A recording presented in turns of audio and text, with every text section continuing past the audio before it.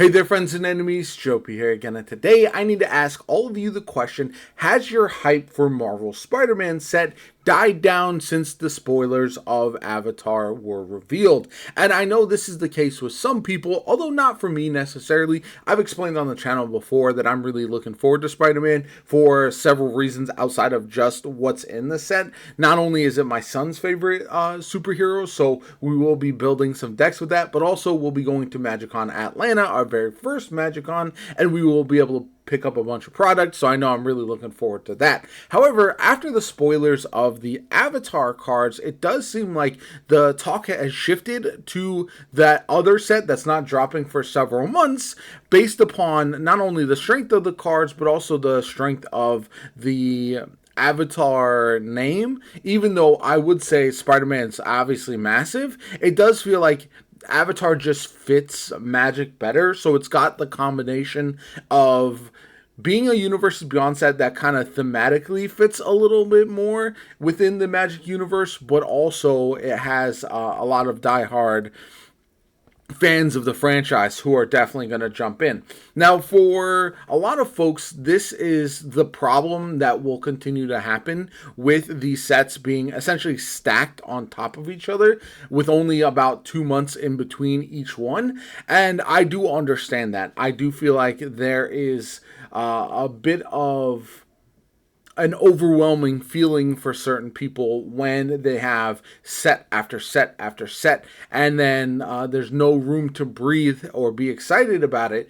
I personally like it, but I'm a bit of a glutton for information, so I don't mind jumping into Edge of Eternities, playing with a bunch of those cards at the same time as being hyped about what's to come. My wallet doesn't like it as much. I think that is a fair criticism, that there's so much coming out. It is hard to afford everything, and that's where a lot of people are going to have to make meaningful choices as far as which products they purchase. And that's where the hype problems, I think, can come into play. So I made a video previously talking about the collector's boosters being wildly expensive, way over MSRP, and how quickly the secret layers sell out, especially the ones that are really sought after.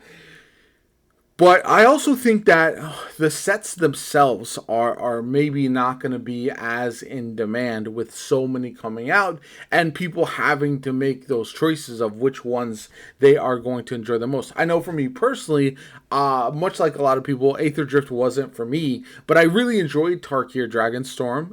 I got a bunch of cards from that. I got a ton of cards from Final Fantasy, and I got quite a few from the Edge of Eternity set as well. And I think this is where thematically it's going to be interesting what decisions they make, because I feel like they're going to have to essentially bounce back and forth for people who will like different things. If you're a fan of dragons, then there's going to be a set for you. If you're a fan of Eldrazi or Slivers, maybe there's stuff for you to look forward to. If you only play Standard, there's going to be sets for you. If you only play Commander, there's going to be some content for you as well. And I think juggling all of that is going to be the most interesting thing for me personally.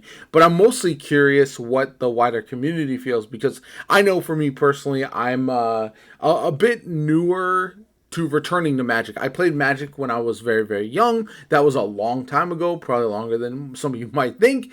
And because of that, I have returned in the last couple years, and I definitely feel like I'm behind when it comes to the community sentiment around Magic. But I also, from an outsider or casual perspective, I think I hold an interesting view, a different viewpoint than a lot of the people who have been invested in Magic for numerous years, and honestly, maybe getting a little burnt out on the game. I think that's something to be aware of as well. So ultimately, I am curious how this is all going to sort out. I am looking forward to both Spider-Man and Avatar. Personally, there's probably more specific cards in Avatar that I will get, whereas with Spider-Man, I am looking forward to the set as a whole, and I think I am probably the opposite of most people with regards to that. A lot of other people I know, like the Anti-Venom card is really one that a lot of people are looking forward to getting. Soul Stone is one that a lot of folks will try to obtain. And meanwhile, this set looks like it has a lot of interesting cards, especially these. I talked about these dual creatures, the Elk Cat, for example, stuff like that. But for me, I think I'm not as big into Avatar, so all of this, while exciting, is not necessarily for me. And I think at the end of the day, that's what the Universes Beyond sets will ultimately be.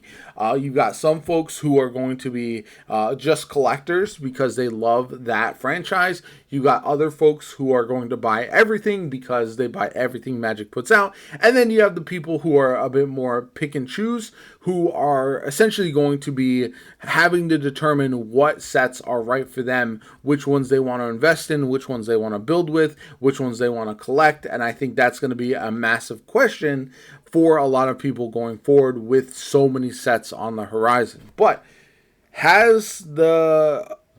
the spoilers for Avatar killed your hype for Spider-Man? Are you still looking forward to Spider-Man at all? Again, I know because it's like a more modern type of Universes Beyond, it's not necessarily as